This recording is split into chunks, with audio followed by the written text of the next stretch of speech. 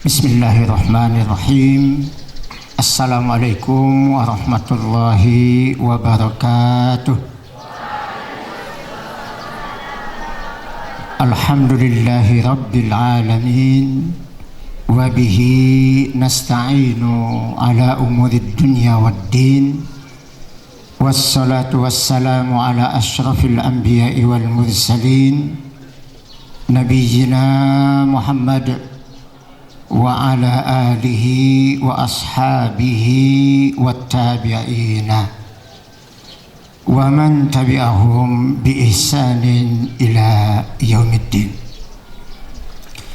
Alhamdulillahi hamdan yuwafi ni'amahu wa yukafi'u mazidah. Alhamdulillahi hamdan yuwafi ni'amahu wa yukafi'u mazidah. Alhamdulillahi hamdan yuwafi ni'amahu wa yukafi'u mazidah.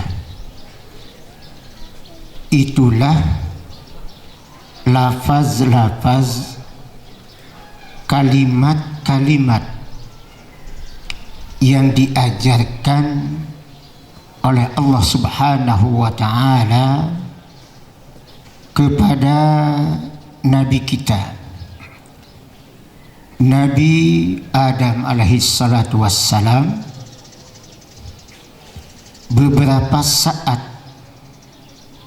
setelah Allah Subhanahu wa ta'ala memerintahkan Nabi Adam beserta istrinya Siti Hawa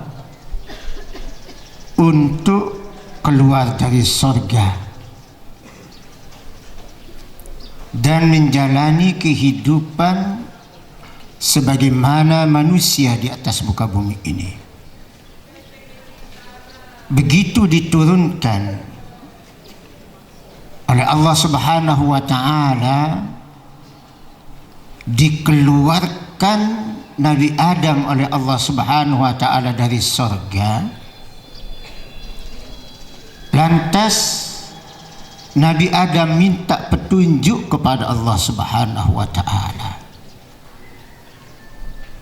Beliau alaihi salatu wassalam menyatakan, Allahumma allimni al-makasib wa allimni kalimatan tajma'u fiha wa allimni kalimatan tajma'u fiha li al-mahamid. Saya ulangi, Allahumma allimni al-makasiba wa allimni kalimatan tajma'u fiha li al-mahamid. Ya Allah Subhanahu wa ta'ala, ajarkanlah kepadaku al-makasib, cara untuk hidup. Ya Allah Subhanahu wa ta'ala, berikanlah aku petunjuk darimu ya Allah Subhanahu wa ta'ala, cara-cara untuk hidup di muka bumi ini. Ya Allah Subhanahu wa ta'ala, ajarkanlah kepadaku kalimat-kalimat. Di dalam kalimat itu terkumpullah bagiku segala puja-pujian untukmu. Lalu Allah Subhanahu wa ta'ala berfirman dan mengajarkan kepada Nabi Adam, Ya Adam, kul thalathan 'inda as-sabahi wa thalathan 'inda al-masa'i. Alhamdulillahi hamdan yuwafi ni'amahu wa yukafi mazidah. Ya Adam, katakanlah di setiap pagi dan sore masing-masing 3 kali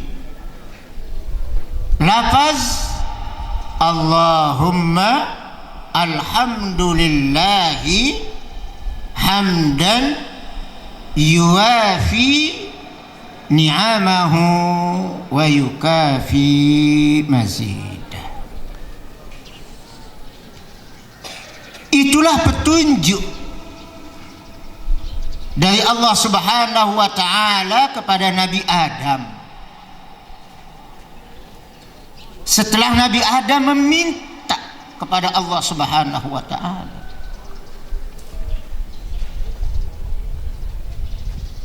jadi petunjuk itu diminta lalu diberikan. Lagi sekali, petunjuk itu diminta kepada Allah Subhanahu wa ta'ala lalu diberikan. Dalam proses meminta itu harus ada usaha. Dalam proses untuk dikabulkan permintaan itu harus ada proses. Proses inilah yang penting bagi kita.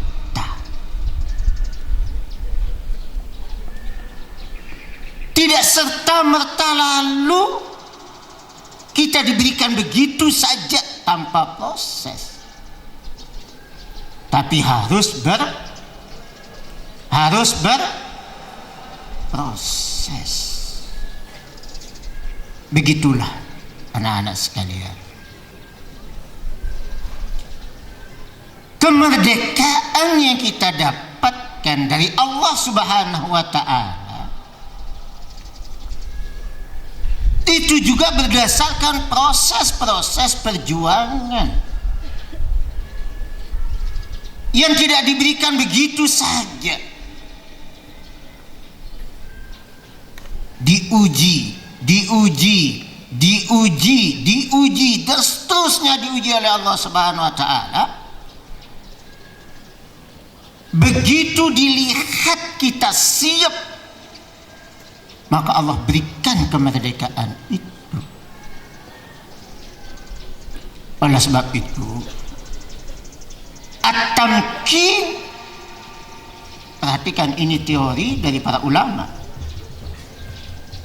At-tamkin tidak akan pernah ada tanpa al-ibtila.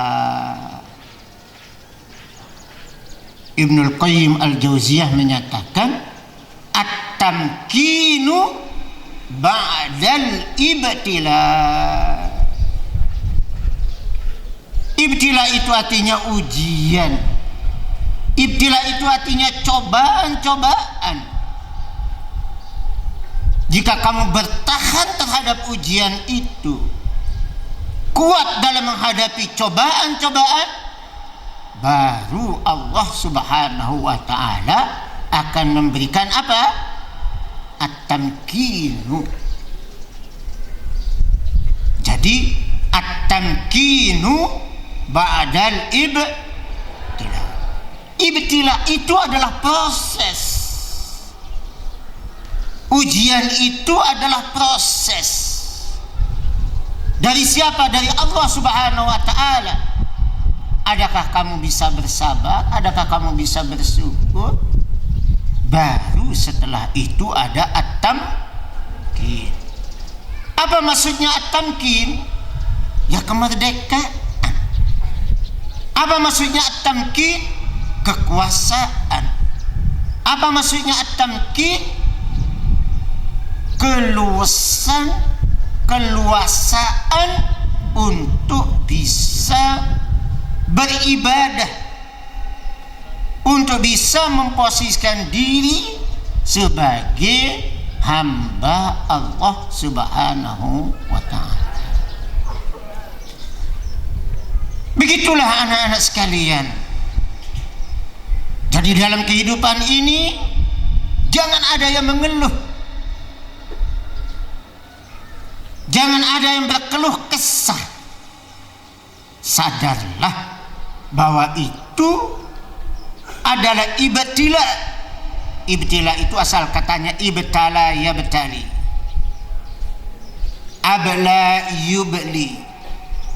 Pada ibtila itu ada unsur kesengajaan, ya. Ziyadatul hamzah wa ta itu menunjukkan adanya unsur kesengajaan. Kesengajaan dari siapa? Kesengajaan dari Allah Subhanahu wa ta'ala. Untuk diapakan? Untuk diberi ujian. Karena kita tidak akan pernah siap menghadapi kesuksesan tanpa adanya ujian. Begitulah anak-anak sekalian. Alhamdulillah, sekarang ini peringatan hari ulang tahun kemerdekaan Republik Indonesia yang ke-80. Siapa yang umurnya 80 tahun di antara rekan asatis? Ada yang 80 tahun umurnya? Satripai berapa? 69. Ada yang 80? Nah ini kalau ada yang 80 sudah saya siapkan uang 80.000 ini. Ya. Ustazah ada yang umurnya 80 tahun? Ya. Kalau Ustazah 17 tahun ada? Ada 17 tahun? Ada 88 tahun? Ada 45? Ustazah ada 45? Tidak ada. Ya.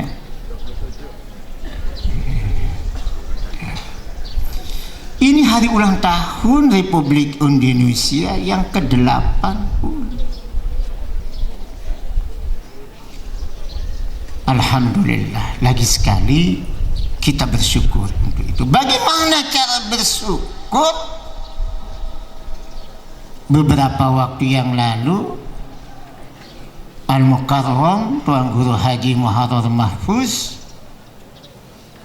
telah menyampaikan bagaimana harus kita bersyukur di saat penutupan khutbatul arasy, sekaligus kita berzikir, bertahlil, berdoa untuk para pendahulu kita. Diingat itu, dicatat bagaimana cara harus bersyukur. Kenapa harus bersyukur sesuai dengan cara-cara yang telah ditentukan oleh Allah Subhanahu wa ta'ala, agar nikmat itu tidak dicabut oleh Allah. Agar apa? Agar nikmat itu tidak dicabut oleh Allah Subhanahu wa ta'ala. Di antaranya yang pertama adalah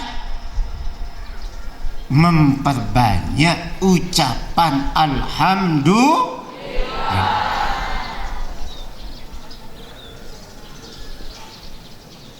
Ucapan alhamdulillah ringan, nak. Bagi siapa? Bagi orang yang terbiasa bersyukur. Dalam lafaz alhamdulillah itu adalah pengakuan yang sebenar-benarnya pengakuan bahwa tidak ada nikmat apapun yang kita terima kecuali datangnya daripada Allah Subhanahu wa ta'ala.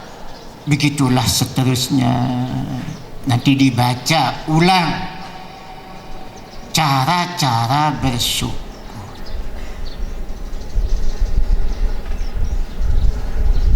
Lalu anak-anak sekalian, segera kita mengisi kegiatan-kegiatan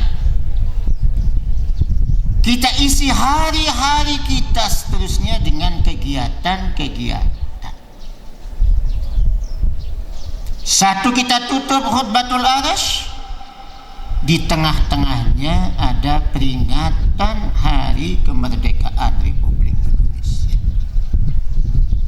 Lalu kita buka kegiatan yang baru, itu adalah amaliyatut tadbir.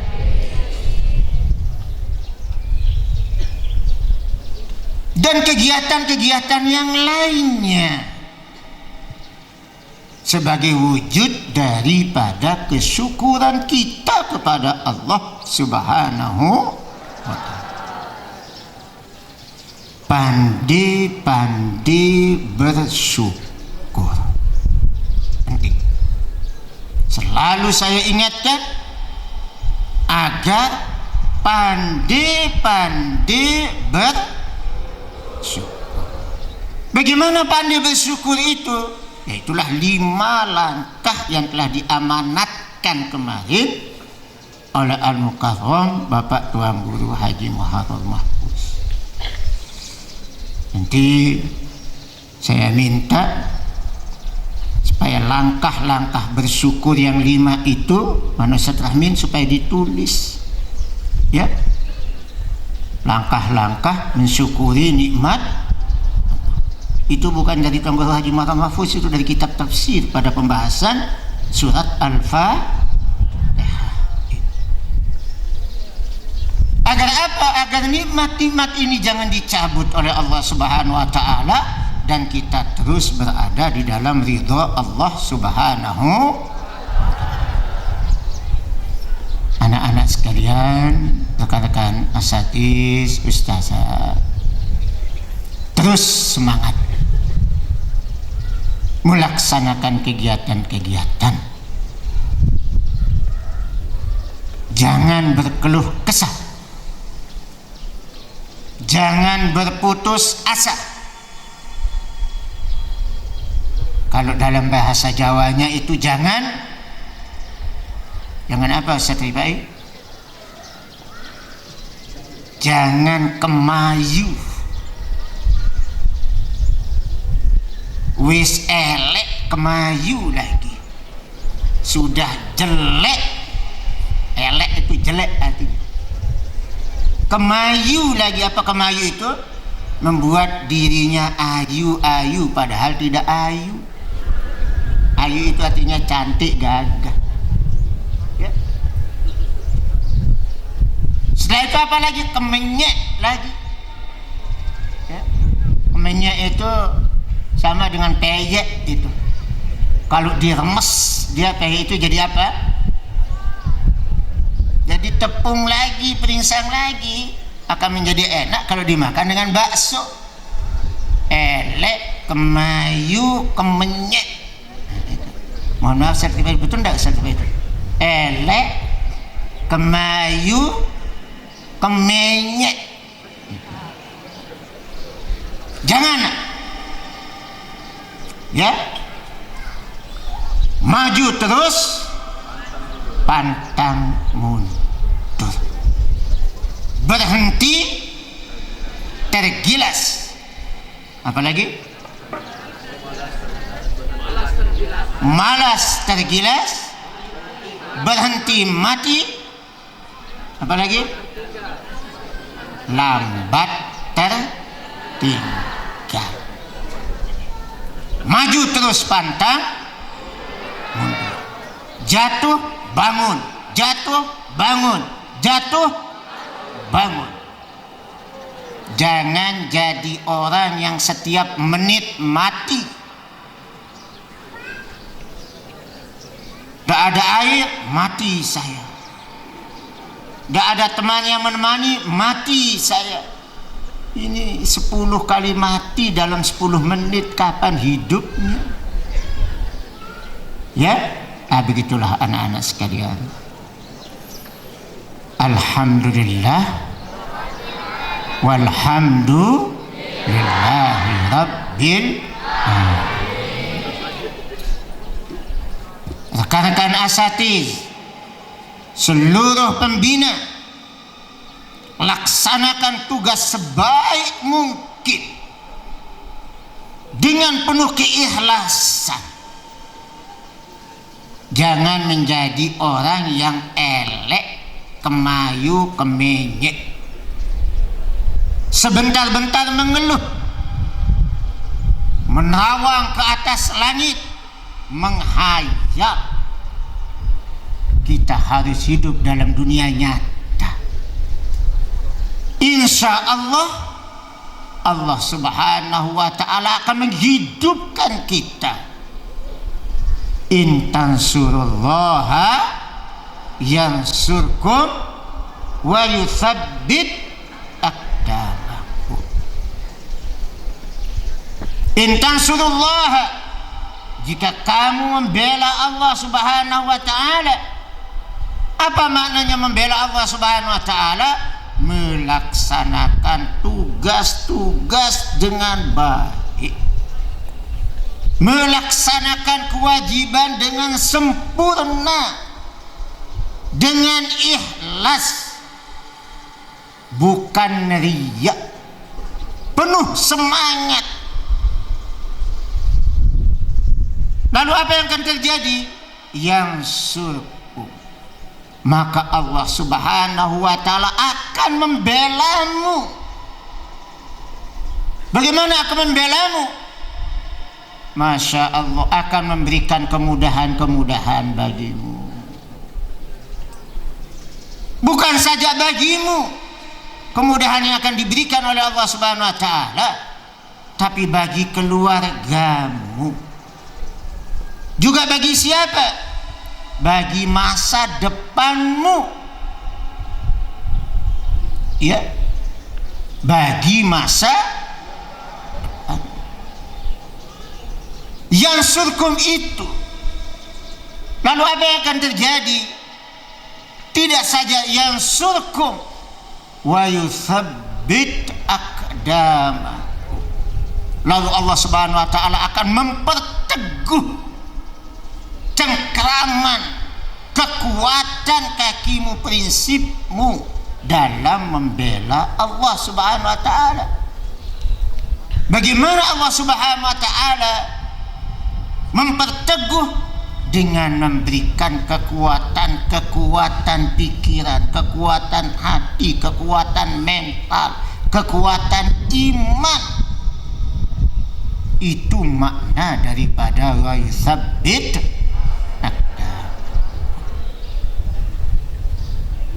Anak muda, guru muda, jangan menghayal. Harus hidup dalam dunia nyata. Apa menghayal itu? Membayangkan masa depan yang tidak jelas, penuh hayalan. Bagaimana hidup untuk masa yang akan datang? Kerjakan sebaik-baik mungkin apa yang ada di hadapan kita. Hari ini menentukan nasib kita untuk masa yang akan datang. Kalau saat ini kita belum menerima balasan yang terbaik dari Allah Subhanahu wa ta'ala, ganjaran yang terbaik dari Allah Subhanahu wa ta'ala, tunggulah pada saatnya nanti Allah akan berikan. Yakin, seyakin-yakinnya. Paham semuanya ini? Begitulah anak-anak sekalian, rekan-rekan asatidz, ustazah. Semoga Allah Subhanahu wa ta'ala memberikan kita kemudahan-kemudahan, memberikan muwafaqah untuk kita seluruhnya dalam mengemban tugas mengisi kemerdekaan ini, khususnya di dunia pendidikan pondok pesantren. Yang akan ikut kegiatan keluar Jambore Internasional dengan peserta 150.000 peserta. Persiapkan sebaik mungkin. yang akan mengikuti lomba-lomba di Pondok Modern Gontor Putri Ngawi, persiapkan semaksimal mungkin. Begitu juga di Gontor Putra nanti, persiapkan sebaik-baik mungkin agar kita mendapatkan kemudahan-kemudahan daripada Allah Subhanahu wa ta'ala. Aqulu qawli hadza wa astaghfirullahal azim li wa lakum wa li jami'il muslimina wal muslimat fastaghfiruhu innahu huwal ghafurur rahim.